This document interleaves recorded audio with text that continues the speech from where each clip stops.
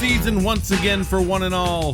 The season for joy and laughter, the season for giving and hope, the season for kindness and sacrifice.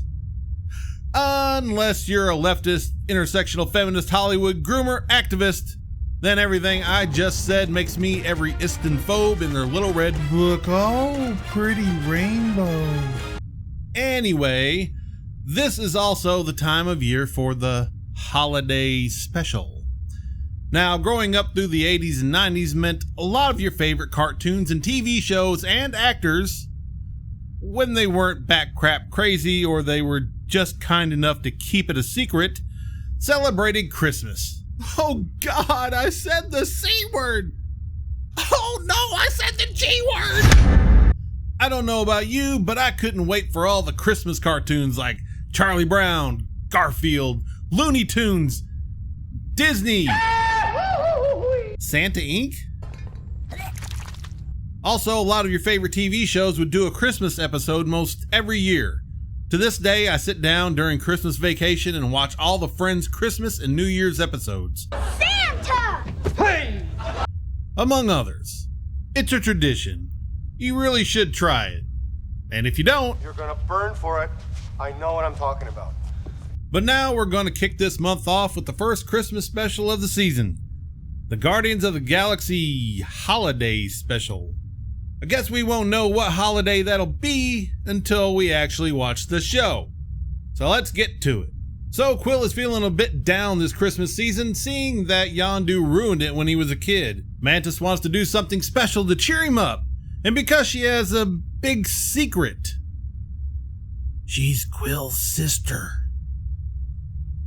Shh, don't tell Quill. She feels it's her responsibility to give him a good Christmas. Now, both Mantis and Drax being as dumb as a Hollywood celebrity on Twitter, Drax suggests kidnapping Kevin Bacon and giving him to Quill as a present. What? I refuse to do any more work while you demean me. All right. I'm sorry. They gender swapped the dog. What the... Fudge. Well, I guess since Gamora isn't around at the moment, they had to fill the diversity, equity, and inclusion gap with somebody. Or something. So they both take off to Earth on the adventure of a lifetime. Well, they go to Earth. Why are you crying? Hilarity ensues and there's a chase scene and gunplay is involved. But they get their man and take him back to nowhere to save Christmas. The end.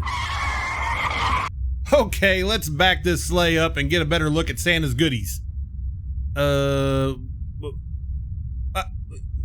know what I mean. Also, I want one of those delicious treats in that bag. Drax and Mantis land on Earth and begin their hunt for Red October. Kevin Bacon. So they start their journey off down Hollywood's Walk of Fame, only to get distracted by all the cheesy soy-filled cosplayers with bad costumes trying to grift passersby out of their money. If only there was a better way to do that. Here we find out that GoBots are a real thing in the MCU, and one of them was kind enough to kill Drax's cousin. And turn Drax into one of us bigots. Stop being a bigot. Welcome to the party, pal. People start mistaking them for street grifters and fork over money like a certain political party funding a certain cryptocurrency or a proxy money laundering. How long will you play Captain Marvel for? I don't know. Does anyone want me to do it again? Apparently, no! Boy, if this doesn't sum up Hollywood's understanding of Christmas, I don't know what does. So, on the next leg of their adventure, with an arm full of cash, they decide to drop into a nightclub to see if Kevin Bacon is just hanging around. Because, why the heck not? I don't know about you, but that guy is creeping me out. And is that Freddie Mercury's goofy cousin? Come out and dance with us! Well, how about a drink then? Yes! 2 shots of the kill, please! Say, what kind of bar is this anyway? Gay, gay, gay, gay, gay. Kinda cool. Bar, bar, bar, bar, bar. I don't know what Christmas is, but they made it real queer. Wasted and hopeless, they loiter in the streets, as one does in California, and contemplates their situation. Overhearing Mantis and her plight, a lowly street vendor who sells star maps offers her some help. Late at night, with no one else around. Convenient. She tries paying for the map, but she realized she blew it all on booze and gay hookers. So she works her alien magic and gets the 5-finger discount. Don't worry, folks, her life of crime just gets worse from here. Give me all your money. Acquiring the map, they rush off to kidnap their prize. Unable to talk Kevin into letting them in, Mantis suggests Drax throw her over the gate, even though 2 minutes later she can do this.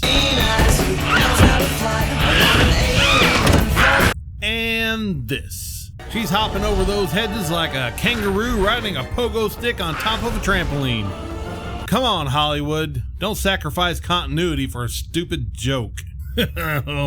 Here comes my favorite part. Okay, there's a lot to unpack in this cute little fight scene. I'm not sure which is worse.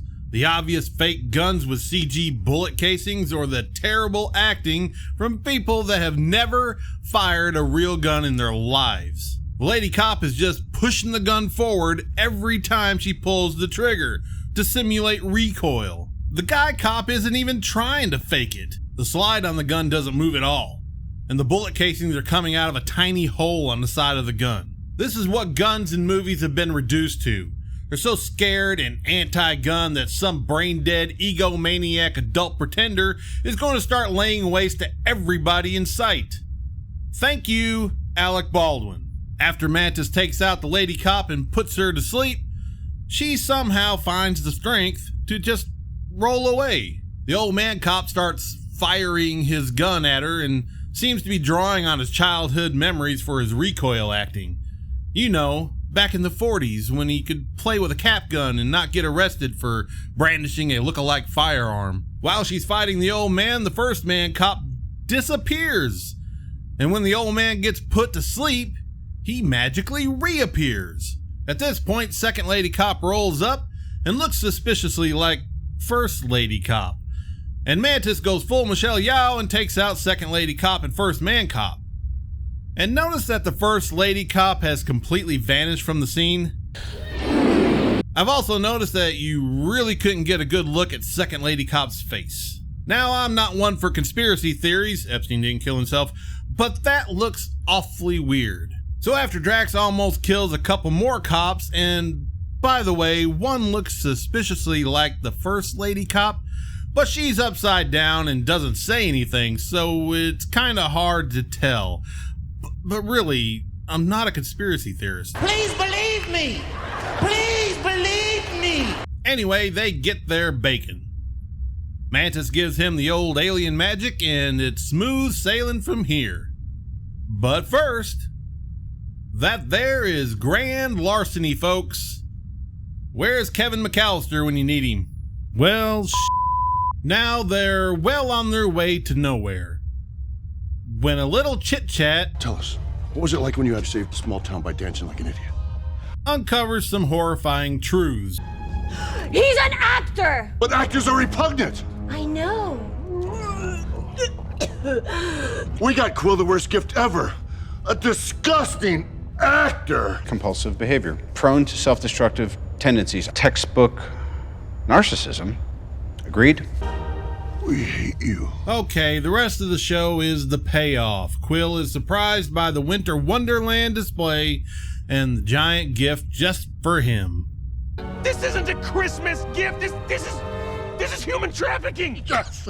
And for the most part, it felt the most Christmassy than the rest. But that's a pretty low bar. To me, it had the same feel as a Nickelodeon Drake and Josh Christmas special, but just not as special.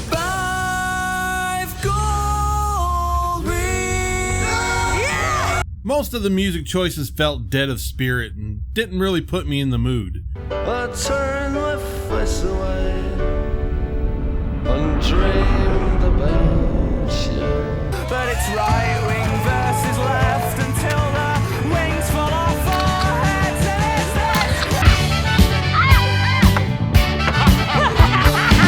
but I will give props to the first parody song in the show. Mrs. Claus, she works the pole, plans her man's demise. No! Because of the context and setup, I found it very amusing and tough to get out of my head for like a day or two. Ho, ho, ho, ho, ho. Earthlings are so weird. Yeah, I take it back. It was annoying. Have you ever seen a crowd more into it? He loved it, guys.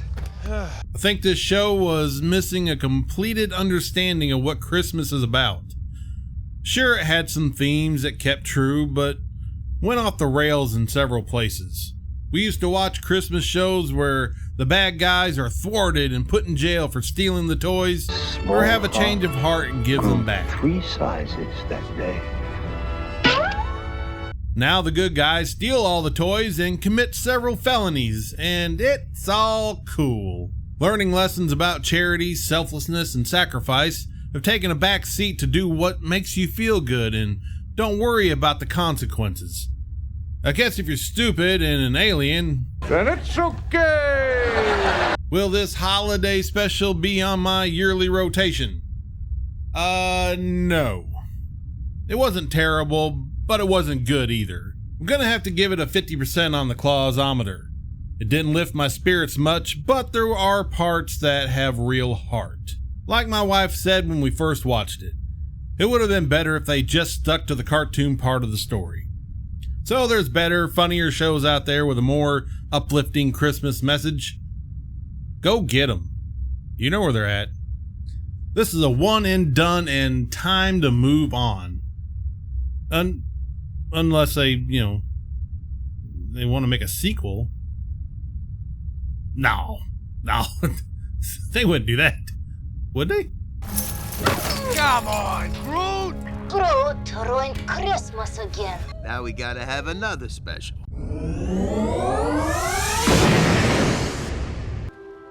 Wow. I guess all actors aren't complete pieces of shit.